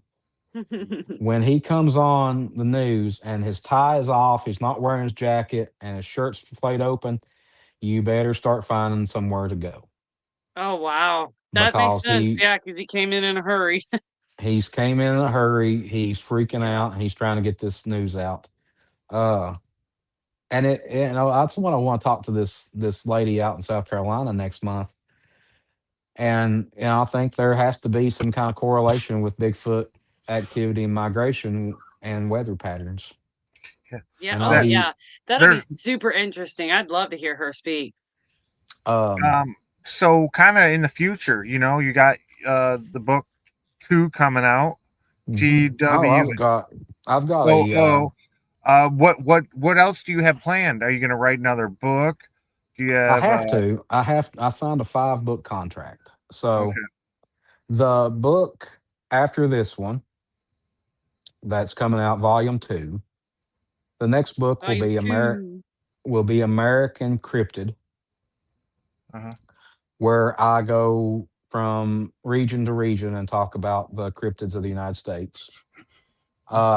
Then something that's always fascinated me, but I've had a very hard time understanding, has been like Loch Ness. Mm, So the next book series will be the lake monsters, nice. Nice. and then we'll just keep on trucking. After that, we'll come up with some stuff, but I have to have some What's help. your lake monster of preference, Michael? My I mean, lake, like, I love, man, I love Nessie. Let me just say that I so love, that's what you want. That's what you're gonna. but no, but there's a but. Like I know. everything Pick one. you Giant look at, salamanders. like I don't care what I'm doing throughout the day. If I turn on the TV and it's got the Loch Ness monster on there, I'm stopping what I'm doing. I'm going to sit down and watch it. Yeah. But it's always the same thing. Hey, if we didn't get Nessie this time, well, I mean, duh. But We recorded a whole school of fish. Same with I Bigfoot. Well, think we didn't get Bigfoot this time. I'm going to Sometimes. concentrate uh on Champ, the lake monster of Lake Lake Well, Champlain, Champlain. that's like Yeah. Minnesota New York, or New Vermont. or New York. Yeah, okay. I knew it was up north. Then Um, well, Ogopogo. Then is that in Florida? no, it's up in Canada. Oh, Canada, Ogopogo. The one up in Alaska. See, I have to do a lot of research. I've got 4 years to do this in, I don't so know. I'm not I got a lot a of. lake monster hunter. I got That's a pretty trip. cool. I've got a trip coming up next year to Scotland, and I'm actually going to be at You're Loch going for Ness. Nessie. I'm going for Nessie. I've already been in contact. I was supposed to go this year, and with everything going on with my parents and all that, I wasn't able to They say scuba dive down in the caverns, and then you can get in deep in the caverns and come on it, and it's I like can't air. swim that great, so I'm not getting in scuba diving. Uh, the You're not when you're I, scuba diving. You're sinking. You're not. You just move. it's You it's move. controlled drowning. We'll just say what it is. It's controlled drowning. It's like landing an That's airplane. true. It's a controlled crash. Is what you're With a doing. limited amount of oxygen, right? You couldn't like I will have a full blown panic attack if I get in that water. I think you should I will give up be your the career as a water researcher if you can't swim. I I think you should stick with land cryptids. oh I want to branch Research from out. the boat. Um, one of my all time favorite enigmas, and this is going to be a brand new concept on something that's been beat to the ground, and it's going to be this guy right here, Nice. Yeah. Mothman. Mothman. the Mothman. I Well, will. then you might want to join us because I heard that where we're going next year is where the Mothman lives. Oh yeah, me and Gwen went to Uh, the TNT bunkers. no, Yeah. Since the I'm Mothman showing, lives in the Great Dismal Swamp. That's where all the creepy stuff lives.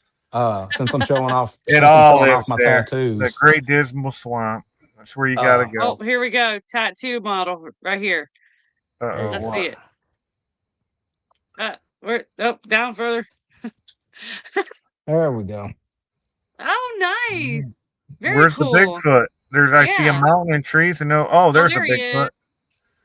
He was There he hiding behind that is. tree. Oh, that's so cool. Yeah, it's Oh, getting it's as Wendigo. a Wendigo.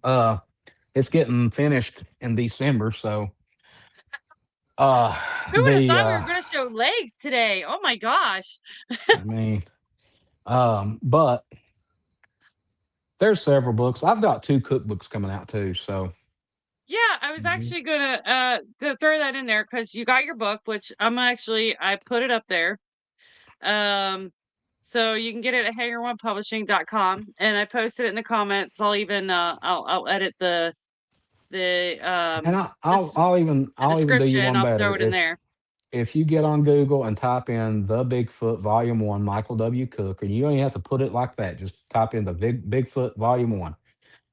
There's a couple of hundred links that's going to pop up. Yeah, Amazon's got it. Barnes and Noble's got it. Joseph nice. A. Beth, they've got it. Mm. Several, from what I've found out recently, several places, not online, several places over in Europe are carrying it like in store.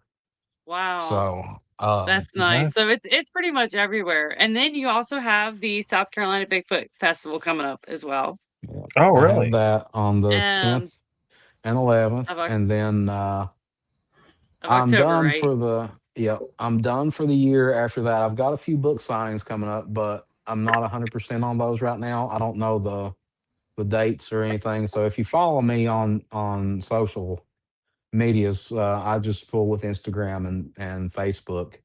I will say this: if you message my author page, Michael Wayne Cook, I don't see any of that. I don't like. Um, I don't manage that Facebook.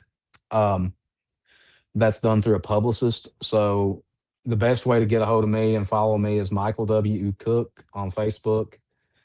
You can't miss my smiling face.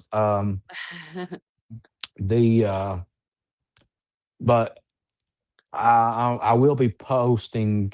Let's be honest, you need to have this as your profile picture. Yeah, Yeah, that's a nice frown you got yeah. there. Grimace. That's actually a very good rendition. That was done through the publicist. They come up with a bunch of these little concept arts and stuff, and man, I never thought that looking for Bigfoot would have. I run into somebody a while back, and not here in Alabama. It was in Georgia. Mhm. I was doing something down there, and I wasn't even around where I was doing anything at. And this guy walks up to me in Walmart of all places. And he's like, "Man, you look just like this guy I watched on TV the other night." And I was like, "What were you watching?" And he was like, "These woods are haunted." I said, "Yep, that's me. How's it going?" And he wanted to talk, and I talked to him for probably 20 minutes, and then I was like, "Okay, listen. So I come in here to get baby wipes and some deodorant. I've got to get back to my hotel." That's So funny. Mhm. the but yeah, I've got some book signings coming up in some places around. And like I said, if you get on social medias and follow me, then I think all my pages are done the professional pages now, so you have to follow or figure out how to get on there and add a friend or whatever. Know this though, I will say this, and I'm not being a certain way or anything. Lately, I have been denying friend requests from people I don't know, um, because I feel like that if Bigfoot is the only thing that you and I have in common, then you don't know me, and Yeah. I don't, I don't want. I have a hard time when it comes to people coming up to me at these events and saying, "Hey man, how's your mom? How's Peyton doing?" And I'm like, You "How need do to you know start me?" a different page that's more devoted towards your Yeah. efforts and your work. Yeah. Well, that's the Cook Cryptid Research page is there, Yeah. and then I've got that one that I don't even fool with. It's on there. But the two cookbooks I have coming out, they are I was gonna say you also have your YouTube. What's cooking with Michael What's Cook on Cooking. YouTube? I have that. What's your best We started recipe? doing a podcast. Got one interview published and put on there, and then my guy, my producer, he got transferred with his work, different schedule, and he can't do it anymore. So there we go. I'm not really a podcast kind of guy anyway. I'll do them, but I don't really feel like I don't feel like I'm the guy that needs to be hosting one. I'm very opinionated, um, You make a but great I keep guest. everything pretty, you know, I keep everything pretty tamed Mhm. anymore. Um, I had to put this thing on Facebook the other day, and it was on my personal Facebook, and I said, I want to clarify that 98% of everything that I post is for humor. It's for a laugh. Yeah. Now, when you get on my comments and you throw out the F words and GD and all these profane words, you're not only going to get your comment deleted, you're going to get unfriended and blocked because Mhm. I'm not that guy. I'm not I that guy anymore. I'll say I don't that. I'm blame a you. completely, if you knew me 10 years ago, that guy's dead. I'm Yeah. not that guy. I've not really had a problem with that. I think it's because, I don't really post stuff like that on my page either. Yeah. I I think, had, I've had several problems because I have a plethora of people in my life that are all walks of life. mhm. And, and it's like a friend of mine the other day. I was supposed to be at his wedding in Iowa a couple weeks ago, and I couldn't make it. I sent him and his husband a very nice card and a gift card and all this stuff to a restaurant. But I said, hey man, I'm not gonna be able to make it. I'm working this crazy schedule. I can't fly up there, so forth and so on. But then but we banter back and forth on Facebook all the time. And the other day he put on Facebook, he said, I figured it out. And this is all because Tylenol causes autism. He goes, I figured it out. Ibuprofen is why I'm gay. And I was like, man, listen, I've taken 800 milligram ibuprofen every day for the past 29 years. And Nick Jonas is starting to look a little bit hot. And we went back and forth. This comment thread is 10 miles long. And That's somebody funny. somebody decided to interject Well, and Yeah. say, you're making fun of this. And my friend comes back on his post and says, we've known each other since we were babies. He's allowed to have fun with this. You, on the other hand, I don't even know why you're commenting on this. mhm. Yeah. And that's another thing. Like I'll post something now where Facebook has started putting like professional profiles out there and this I'll put something stupid on Facebook. I'll put on there and don't be surprised if you go camping with me and wake up in the middle of the night to me trying to pressure a possum into voting for libertarians. Uh, I have like 400 likes on that post. 20 of them are people I know that follow me or friends. Mhm. The other 380 of them, I don't know. People Yeah. comment on them that I don't even know. And I'm like, where is this coming from? But Yeah. getting, ADHD kicked in. And so back to the books. I've got two cookbooks coming out. And the first cookbook is called A Good Day for Soup. And I asked for And it what your is best a recipe also. love Don't forget letter that. to not only my grandmother, but to Aw. all the Appalachian Oh, grandmas out there.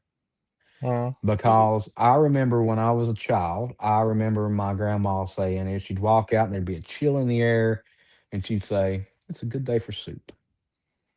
And she would go in and take whatever was in the kitchen. and it wouldn't be a structured recipe. She'd It's take whatever was in the kitchen, a can of this, a piece of that, Nice. some of that, and make soup out of it. And that's what we would eat for 3 or 4 days. So this is a collection. It's not a recipe book. It's not a cookbook. I'm not telling you exactly how to make something. It is a collection of stories on how stuff like that came about. that's Oh, that's interesting, And cool. dude. then I do have a few recipes that you can get in there. There's 5 or 6 recipes. Uh, we have reached an impasse with that publisher. I'm on 2 different publishers. Hanger One Publishing does my paranormal and Bigfoot stuff, my cryptid stuff, and then Palmetto Publishing does the other books. Hmm. Um, but we've hit an impasse on that, so we won't get into that. It's really none of nobody's business on what's going on with that. But What's your other the cookbook? You didn't mention the other um, one. Taste of the Mountains, and I go, it's a history cookbook where I talk about how a lot of the flavors of the mountains, the Appalachian Mountains, came from German roots, Asian roots, Hmm, Polish, um, Scottish, and Irish foods. Um, how the Appalachian palate is a literal mixing pot, a melting pot of that's true, yeah. flavors from all over the world, and that culminated right there in that small area of the world. Um, and I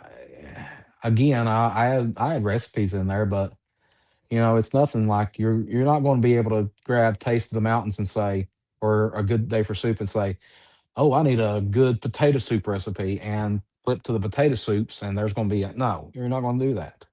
Um, you're going to flip through and find a potato soup recipe. It might not be the one you want, but it might be the one you need. But you're going to get So the where whole where story. You're going to get the whole yeah, story about the potato soup, though, right?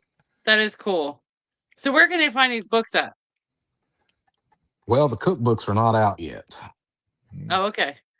They are, like I said, we've hit an impasse with publisher and stuff, and we're working diligently on trying to reach common ground with that, because in so many words they want to change too many things. I don't mind changing a few things, I don't, but when you want to change 200 things, no. Right, yeah, you that's might you may understandable. you may as well write the book yourself. But Right. i'm I not understand that. changing I'm not changing half my book to appease whoever. I will change a few things, and I've told them what I'd change. That was the thing with Hangar One. The Hangar One is owned and operated by Doug Hychek and Alex, his son. Doug was the producer and creator of Monster Quest on History Channel. Doug is, when I sent him the manuscript to the Bigfoot Volume One, I never got no negative feedback back. Wow, They that's come they cool. come back and said this is going to be a hit. This, we love it. We're going to move forward with it. Very cool. And on the flip side, the other publisher, they've said, well, we can make this a New York Times. They were talking about A Good Day for Soup. We can make A Good Day for Soup a New York Times bestseller Very if you cool. do this, this, this, Oh, this, and 5,000 other things. And I'm like, I don't think so. I don't want to be. I mean, cool. Yeah, that's pretty cool. I mean, I'd add New York bestseller selling author to my resume, but it's not like it's not what I was setting out to do in the first place. So, right. I'm my days of trying to be famous and all that crap is over. I'm very, Yeah. very happy working, coming home, staying home, going out in the woods, wandering around, going to these events, talking to people. I'm very happy doing that. Yeah. Writing books, I know that when this Hmm. cartoon is cooking. finished and Yep. everything is set, that my life is probably going to get a little weird. Um, and I'm fully expecting that, but it's not a guarantee that it's going to be a ongoing thing. They might finish it, send it off to Discovery Kids, and they say no, we don't want this. We're going to throw it away and throw it away. That's the That's thing how. with Mhm. shows. I mean, you know, only Yeah. probably 3% of shows that are ever dreamed up ever make it to any kind of TV, and even less stick around for any certain period of time. So, Well, we're looking yeah. we're looking at finishing audio work, and they're working continuously on like the animation and stuff for this show Mhm. too. That's But cool. we're looking at finishing the audio in the spring. But there's no real time set. But you know as well as I do, like when we filmed our episode of These Woods Are Haunted, it was almost a year and a half, Yeah. Yeah. and It it was a was long it time. and it wasn't it was a surprise. Like we got the message the day before it came out. Like, hey, by the way, your episode's airing tomorrow night. Mhm. I was in Asheville, North Carolina, um, Yeah. filming a concept show, and it was so funny that night because I didn't set none of this up. Like, I wanted to go to a Mexican restaurant, Asheville, North Carolina, sit down. I wanted to drink beer, eat some food, and chill out because we had been filming for like 15 hours a day for a Yeah. week. And this was the last day Yeah. of filming. And I told the guys that I was working with, I said, hey, listen, I had a sound guy and two camera guys. I said, listen, they're going to be airing that show tonight. So let's go out and eat. And I want to get back to the hotel and I got to get packed and ready to go home tomorrow. This was March the 15th, 2020. And we get to the Mexican restaurant. There wasn't a whole lot of people there. Little bartender was sitting there. We were sitting at the bar.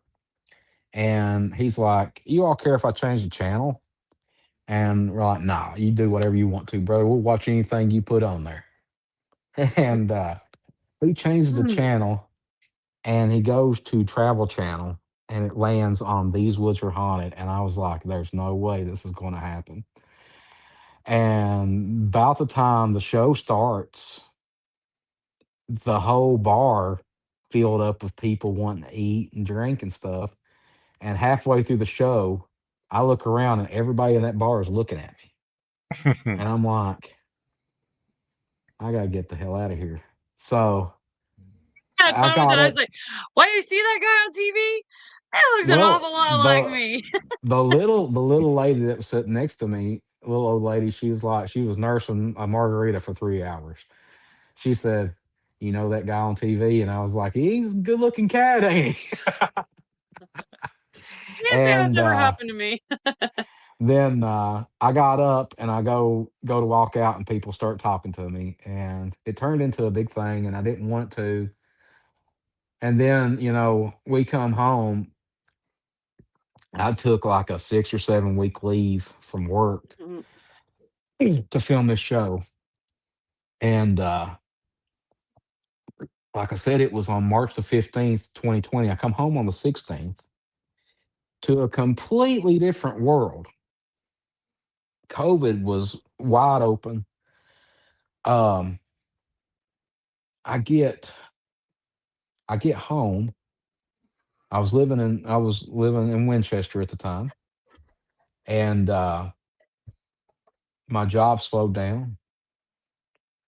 And then almost 10, 11 days after I come back from Asheville, my grandma died. Mm. Not from COVID. She died from complications of pneumonia with Alzheimer's. Oh. Come home to her funeral. Come back 1st of April. My job says, "Okay, we're done. We can't do this anymore. We can't compete with the pandemic, so we're laying everybody off." Uh, done that. A week after that, the producers from the TV show called. We're going on idle because they got travel restrictions. Mhm. And, for almost 5 years, we've been on idle. So I don't know what's going to happen with that show. I know that I've been approached to do another show um, that will coincide with the release of Taste of the Mountains. It'll be called Taste of America, Mhm. and it will be kind of like Bizarre Foods meets Expedition Unknown. I'll be traveling around visiting places and eating and showing off the locale and going to what makes this particular place so popular, be it ghosts or Bigfoot or Mothman. One of the first episodes we're filming is going to be in Point Pleasant, Mhm. and that we think we're filming. I don't know if it's going to be filming or not. Like, yeah, I don't hardly trust anything when it comes to TV. But again, I cannot stress that I don't want to be that guy. I'm not that guy anymore, and I'm happy working my wild last job that I got right now Mhm. and killing myself with that and coming home and being quiet. I love it. I absolutely love the quiet life now. And, it's like I moved here. I don't know anyone here. I'm lonely. I ain't gonna lie. I'm going to a therapist, so he tells me to Oh, talk about Michael. this stuff. And I have to say that I'm lonely. I go to Walmart and the store to have human interaction. Oh my gosh. Oh, and it's oh, I feel like I we I need look to like I, I look get you out of the forward to house. look forward to going to South Carolina in a couple weeks and seeing my friends that I will only get to see for the year. Like Something that's is it. banging on the outside of my office, the walls. Yeah. What is happening? I don't know. Well, since Dude, I I asked you think a I think question we'll in the probably chat. be wrapping up here in a second. I'll give you a tour of Tour. we'll do All this right. as You- cryptid cribs. Show us what That soup might you be made a tonight. yeah. new show. I don't know how to flip Just my to answer the camera. chat question, no, the dogs aren't barking because my office is actually an outdoor camper outside of my house. It's Mm. my way to get away from the dogs and the kids and the baby. So, it's like something is like It's banging your all she around. shed. Yeah, basically, yeah, it really is. I love it, but it's getting creepy. But Michael, you show us around and then we'll wrap it up. Yeah. So we got this picture here. Ah, Oh This my is gosh, that's where I the got Six my Million Dollar start Man and and my Bigfoot. interest. Lee Majors actually signed that Yep. for me. Yep. Gave it to me. Andre the Giant, Lee Majors. That's Baby my start of Bigfoot Bigfoot, bro. print given to me by Joe oh, Purdue. nice little Um, baby Bigfoot. let's see here. I gotta turn on these lights. So That a we'll go UFO I over see hanging on the my wall. my mom said do my kitchen and cow, so I done my kitchen and Ah, cows. yes. And then I got the cow getting Yeah, getting there it picked up is. right here. And then Michael Payton gave me this piece Nice. of art, and of course, That's uh, beautiful, by the way. Mhm. oh yeah, yes, it's very beautiful. I'm very proud of that. Uh, Creepy Eric, gave me this painting. Nice. Um, then, of course, up here you have the Gone squatching above my door. I Mhm. love that. Uh, then the Momo. Then Yes. you remember that one, don't you? Yeah. Yeah. Yeah. Uh, Oh, that's really that's How cool. many bumper stickers do you then got on your vehicle? one of the only photos I have of Jeff Meldrum hanging up there. Oh. And Oh, then rest in then peace, Jeff. this is Marty. Hi, Marty. Marty's about the right size, right? He's about the right size. I don't have anything in here. You got bumper stickers all The over your vehicle, but yeah, Mike?